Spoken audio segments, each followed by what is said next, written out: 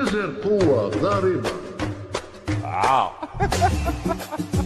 العالم كله معترف بالجزائر. زعتر يخليك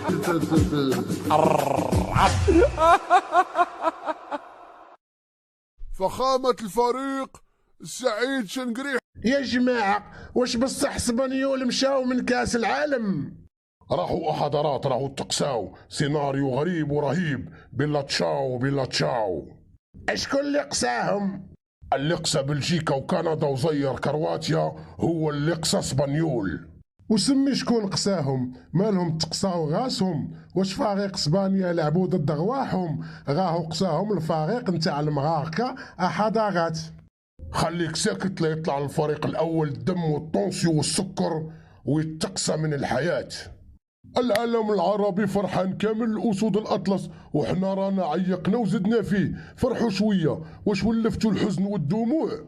رانا نفرحوا وين يتقساو. ما حدهم غاديين مليح ما راناش مليح. حل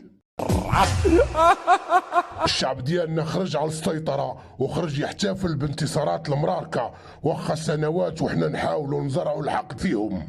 حاب نعرف كيفاه هاد المراركة يلعبوا ويربحوا. عندهم سوق برلين حضارات ممكن تدوز كل شيء الا داك المرابط وإلا دزتي تجبر اقد وسايس عاد الحارس بونو. وحنا نحينا لهم الزليج والطاجين والتكشيطة. نحيو لهم اللعابة وعطوهم بالماضي. بالماضي راهو صبح من الماضي اما المراركة راهو راحوا للمستقبل. لاعبين بخطة دفاعية تقول ملاعبين العسكر ماشي اللعابة نتاع كرة القدم. ولكن ما تخافش حضرات راني مقوس عليهم عن قرب.